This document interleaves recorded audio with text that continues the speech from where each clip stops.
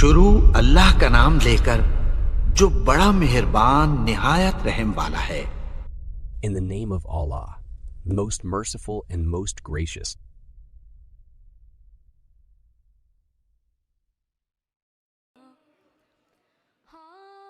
دس محرم کی رات امام حسین علیہ السلام اپنے تمام ساتھیوں کو صبح شہید ہونے والوں کے نام بتا رہے تھے۔ سب سے پہلے عباس کا نام لیا اور فرمایا اے عباس کل تم شہید ہو جاؤ گے۔ پھر علی اکبر کا نام لیا، پھر اون و محمد کے نام لیے۔ رفتہ رفتہ ایک ایک کے نام لیتے رہے۔ شہزادہ قاسم منتظر تھے کہ میرے چچا حسین میرا نام بھی لیں گے۔ بالآخر آپ اٹھ کے فرماتے ہیں اے میرے پیارے چچا حسین، کیا کل شہید ہونے والوں میں میرا نام نہیں؟ امام حسین علیہ السلام نے مسکرا کے فرمایا اے قاسم، موت تمہارے لیے کیا اہمیت رکھتی ہے؟ شہزادہ قاسم نے فرمایا اے چچا جان، اگر آپ کے قدموں پہ قربان ہونا موت ہے تو یہ میرے لیے شہد سے بھی زیادہ میٹھی ہے۔ امام حسین علیہ السلام نے شہزادہ قاسم کے سر کو چوما اور فرمایا کل شہید ہونے والوں میں تمہارا نام بھی ہے اور علی اصغر کا نام بھی ہے۔ شہزادہ قاسم تڑپ اٹھے اور فرمانے لگے اے میرے چچا جان، کیا یہ ظالم خیام کے اندر آ جائیں گے؟ امام حسین علیہ السلام اپنی آنکھیں نم کر کے فرماتے ہیں اے قاسم، میں خود فوج اشقیہ کے پاس اصغر کو پانی پلانے کے لیے لے جاؤں گا اور وہاں یہ ظالم تیر مار کے شہید کریں گے۔ بس رات ڈھلتی ہے، 10 محرم کا سورج طلوع ہوتا ہے، ہر ایک شہید امام حسین کے قدموں پر قربان ہو رہا ہے۔ بی بی ام فروہ نے دیکھا کہ اس کا بیٹا قاسم سر پہ ہاتھ رکھ کے زور زور سے رو رہا ہے۔ بی بی ام فروہ قریب گئیں، اپنے بیٹے قاسم سے فرمایا اے میرے شہزادے کیوں رو رہے ہو؟ شہزادہ قاسم فرماتے ہیں اے میری اماں، صبح سے لے کر اب تک جب بھی میں چچا حسین کے پاس جاتا ہوں کہ مجھے میدان میں جانے کی اجازت دیں، آپ فرماتے ہیں قاسم ٹھہر جاؤ، رک جاؤ۔ اے میری ماں، آپ چچا حسین سے کہیں کہ مجھے میدان میں جانے کی اجازت دیں۔ بس جیسے ہی شہزادہ قاسم نے یہ فرمایا، بی بی ام فروہ کو امام حسن علیہ السلام کی وصیت یاد آئی۔ آپ نے کہا کہ اے قاسم، تمہارے بازو پہ جو تعویذ باندھا ہے اس کو کھولو، کیونکہ تمہارے بابا حسن نے فرمایا تھا کہ یہ تعویذ قاسم کے بازو پر باندھ لو اور عنقریب ایک وقت ایسا آئے گا جب میرا بھائی حسین غریب ہو جائے گا، تب یہ تعویذ کھول کر میرے بھائی کو دینا اور یہ کہنا کہ میری طرف سے قاسم کی قربانی قبول کرے۔ بس جیسے ہی شہزادہ قاسم نے تعویذ کھولا، اس میں امام حسن کی وصیت تھی، اس کو پڑھا اور دوڑتے ہوئے اپنے چچا امام حسین کے پاس آئے اور فرمایا اے میرے چچا، میرے بابا نے آپ کے لیے کچھ لکھا ہے۔ امام حسین اپنے بھائی کی تعویذ کو آنکھوں پہ رکھتے ہیں، چومتے ہیں اور پڑھتے ہیں۔ اس میں تحریر تھا اے میرے بھائی حسین، میں نے بچپن میں سنا تھا کہ ہماری ماں وقت آخر میں بابا علی سے فرما رہی تھی کہ میں نے اللہ کے رسول سے سنا کہ ہمارا بچہ حسین 3 دن کا بھوکا پیاسا کر کے کربلا کے میدان میں شہید کیا جائے گا۔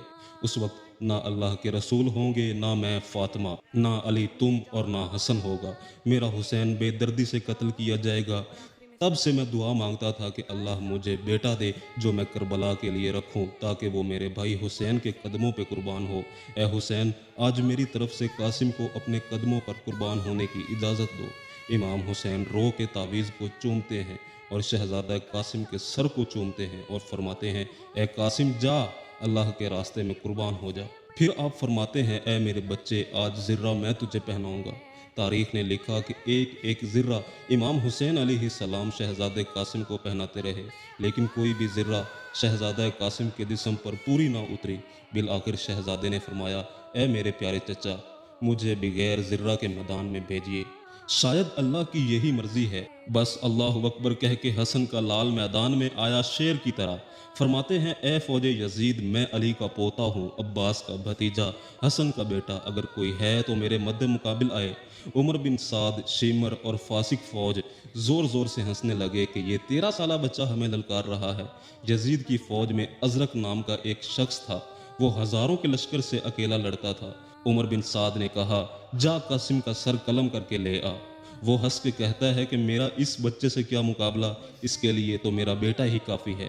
تاریخ لکھتی ہے کہ اس کا بیٹا گیا، شہزادہ قاسم نے ایک ہی وار میں اسے فنار کر دیا۔ وہ حیران ہو کہ دوسرے بیٹے کو بھیجتا ہے، وہ بھی فنار ہوا، تیسرا بیٹا بھی فنار ہوا۔ جب اس کے سارے بیٹے مارے گئے، وہ ازرق میدان میں آتا ہے اور جیسے ہی پہلا وار کرتا ہے، شہزادہ قاسم نے اللہ का नाम लेकर एक ज़रब मारी और वो ज़मीन पर गिरकर तड़पने लगा। उमर बिन साद ने कहा कि ये अली का लाल है, जाओ सब मिलकर हमला करो। बस एक 13 साल का बच्चा और हज़ारों की फ़ौज ने मिल के हमला किया। कोई सामने से वार करता है, कोई पुश्त से वार करता है, कोई दाईं तरफ से तीर मारता है, कोई नेज़े फेंकता है। बस एक ज़ख्म शहज़ादे के सर पे लगा।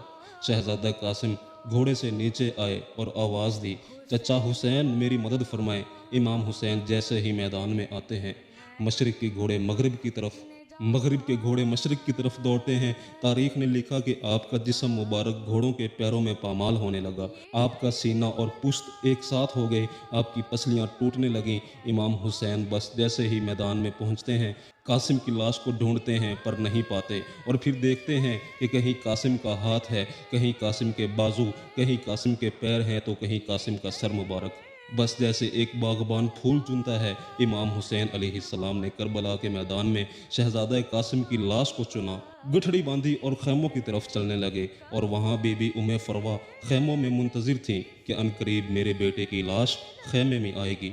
जैसे ही इमाम हुसैन आए, बीबी उम्मे फरवा ने पूछा, ए मेरे भाई, मेरे बच्चे की लाश कहाँ है?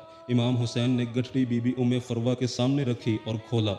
बीबी सर को पीट कर कहती हैं, ए मेरे गरीब कासिम, तूने अपनी माँ का हक अदा कर दिया, मुझे बीबी फातिमा के सामने सुरखरू कर दिया। बस उस लाश के टुकड़ों को कभी हाथ लगाती हैं और शहजादा कासिम जो कुर्ता पहना था उसको टुकड़ों से अलग करके अपने पास रखती हैं। इमाम हुसैन पूछते हैं, ए बीबी ये क्या कर रही हैं? बीबी उम्मे फरवा रो कर कहती हैं, ए हुसैन, अब जब मैं मदीने जाऊंगी तो हसन की कब्र पर यह कुर्ता रखूंगी और कहूंगी, ए मेरे आका हसन, आपके लाल कासिम ने किस तरह आपकी वसीयत पर अमल किया है।